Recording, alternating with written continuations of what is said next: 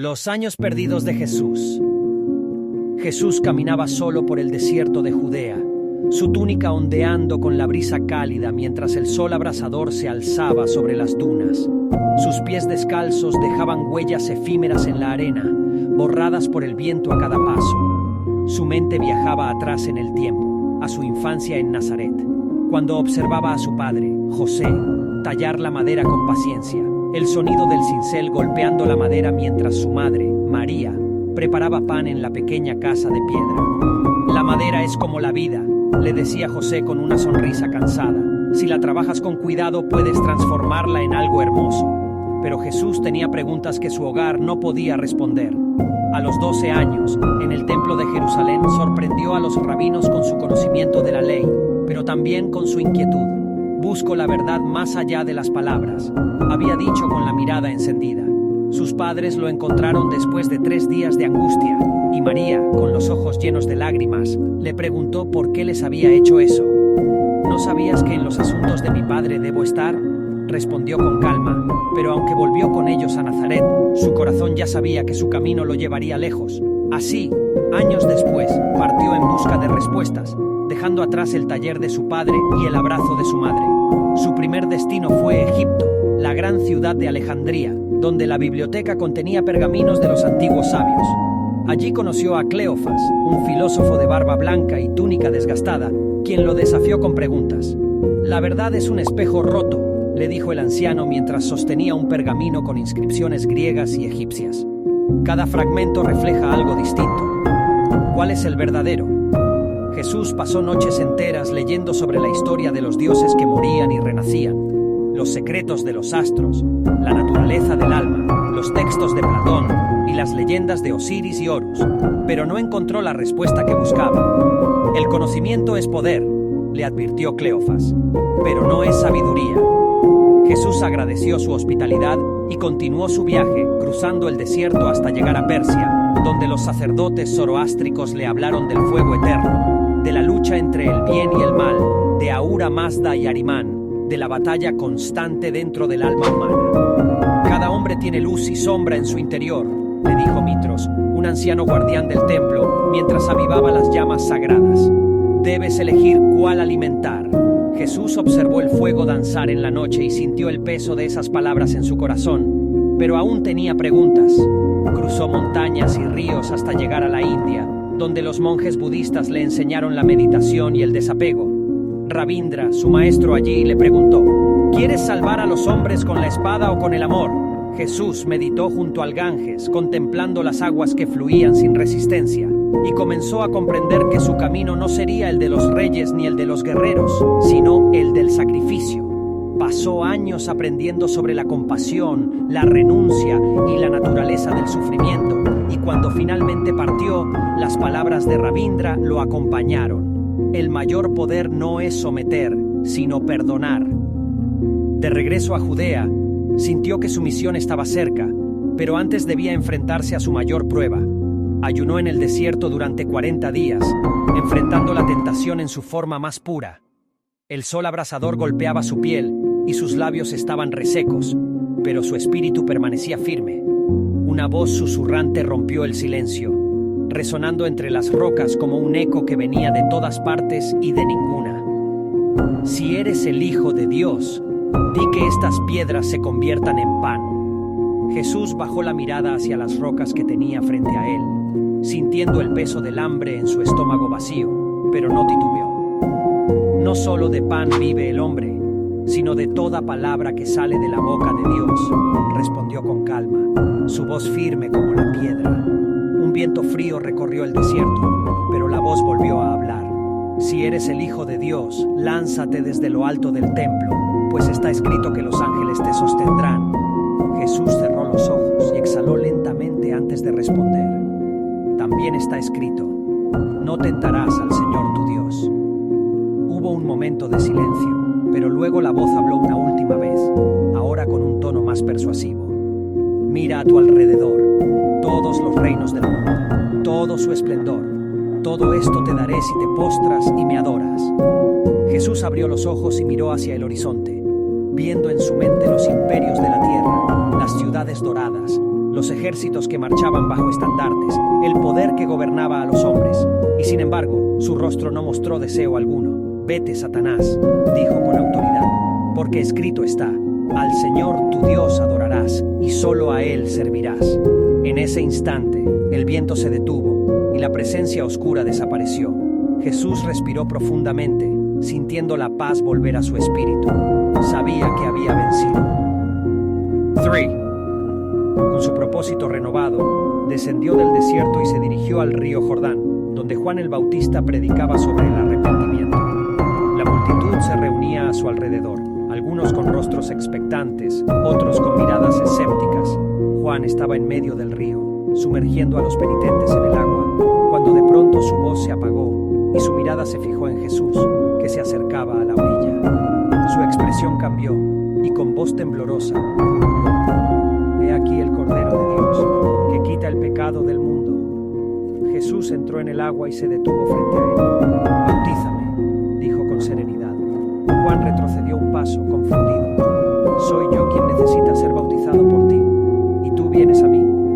Jesús colocó una mano en su hombro, transmitiéndole paz con su mirada. «Déjalo así por ahora, pues conviene que cumplamos toda justicia». Juan asintió lentamente y con sus manos temblorosas sumergió a Jesús en el río. Cuando emergió, el cielo pareció abrirse y una luz descendió sobre él. Una voz resonó con un poder infinito, haciendo que muchos cayeran de rodillas. «Este es mi Hijo amado en quien tengo complacencia». Jesús cerró los ojos y respiró profundamente. Su misión acababa de comenzar. 5. Abandonó el Jordán y comenzó a recorrer Galilea, reuniendo a sus discípulos. Caminó por la orilla del mar hasta encontrar a un grupo de pescadores que lanzaban sus redes al agua. Entre ellos estaba Simón, llamado Pedro, junto a su hermano Andrés. «Sígueme», les dijo Jesús, «y os haré pescadores de hombres». Pedro frunció el ceño, observándolo con desconfianza. «¿Por qué habríamos de seguirte?», preguntó con cautela. Jesús le sostuvo la mirada. «Porque dentro de ti hay un fuego que aún no has visto». Pedro sintió un escalofrío recorrer su espalda, pero aún no comprendía por qué. Miró a su hermano, quien parecía igual de desconcertado, y luego a sus redes, que siempre habían sido su vida. Finalmente, las dejó caer en la barca y dio un paso adelante. «Si de verdad crees que hay un fuego en mí, muéstramelo», dijo. Jesús sonrió y siguió caminando.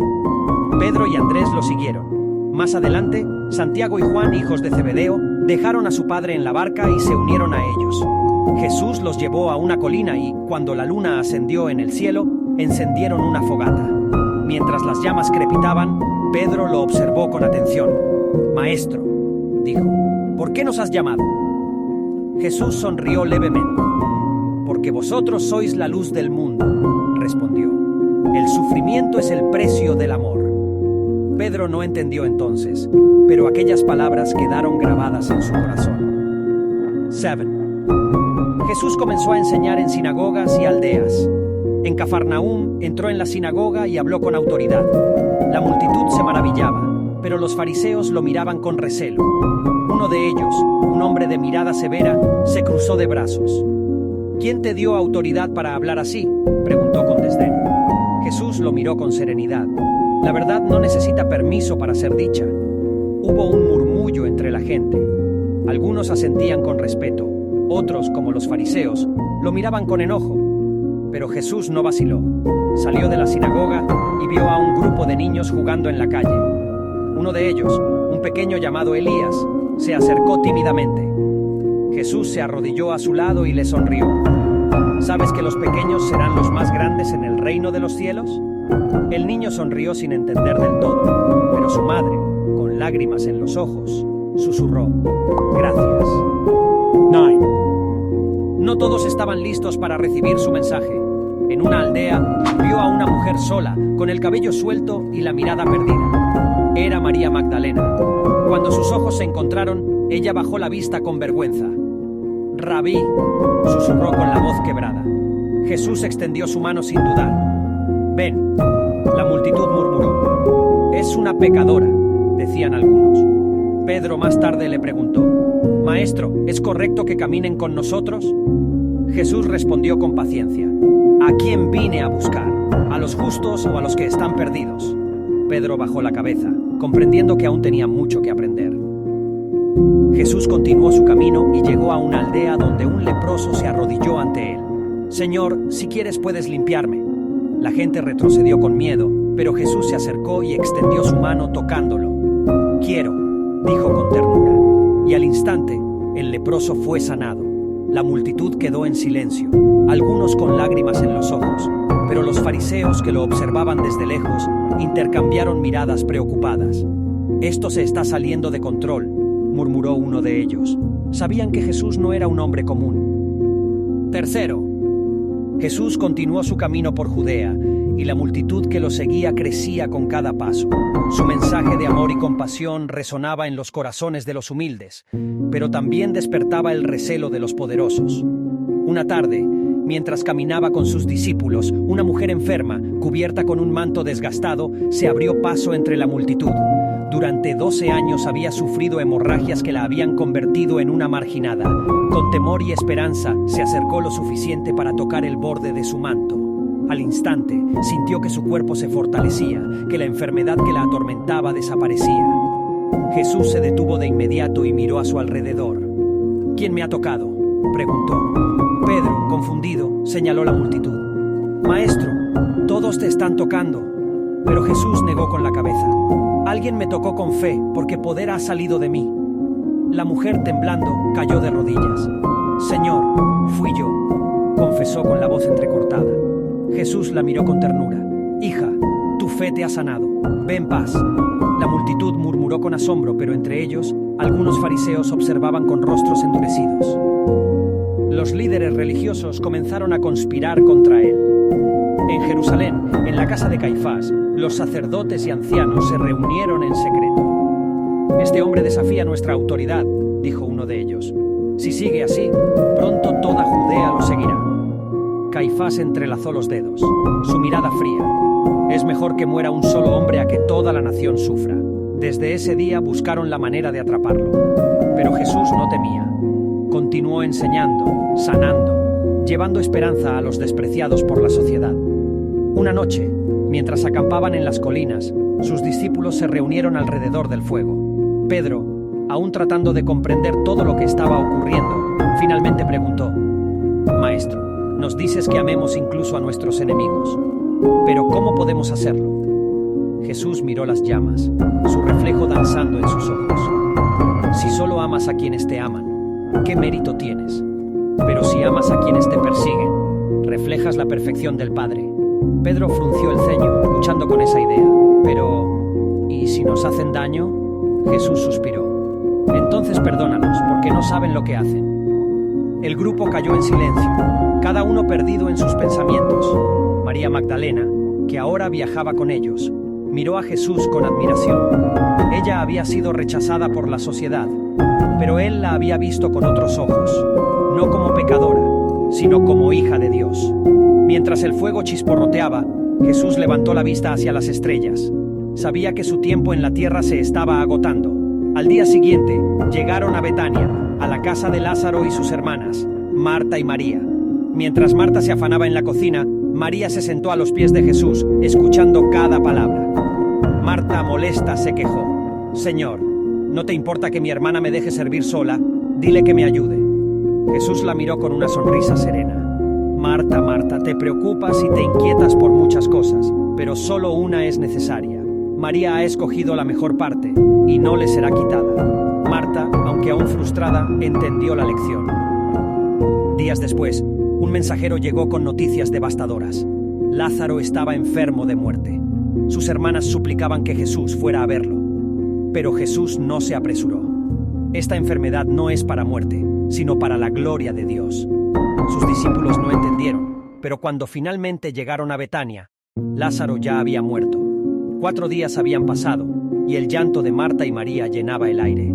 «Señor, si hubieras estado aquí, mi hermano no habría muerto», dijo Marta con los ojos enrojecidos. Jesús vio el dolor en sus rostros y sintió una profunda tristeza. «¿Dónde lo habéis puesto?», preguntó. Lo llevaron a la tumba y al ver la piedra sellándola, Jesús sintió su corazón oprimido. Y Jesús lloró.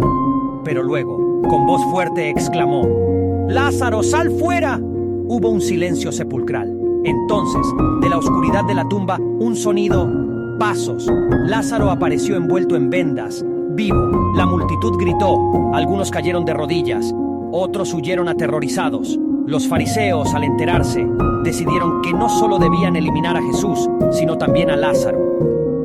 Jesús sabía que su entrada en Jerusalén sellaría su destino. Montado en un burro, avanzó por las calles mientras la gente lo recibía con palmas y vítores. «¡Hosana al Hijo de David!», gritaban. Pero entre la multitud, los fariseos observaban con desprecio. «Maestro, reprende a tus discípulos», exigieron. Jesús los miró con una sonrisa triste. «Os digo que si estos callaran, las piedras clamarían». Esa misma noche, en la cima del Monte de los Olivos, contempló la ciudad y sus ojos se llenaron de lágrimas. «Jerusalén, Jerusalén, que matas a los profetas, cuántas veces quise juntarte como la gallina junta a sus polluelos bajo sus alas, pero no quisiste. Sabía que el tiempo se agotaba». Cuarto.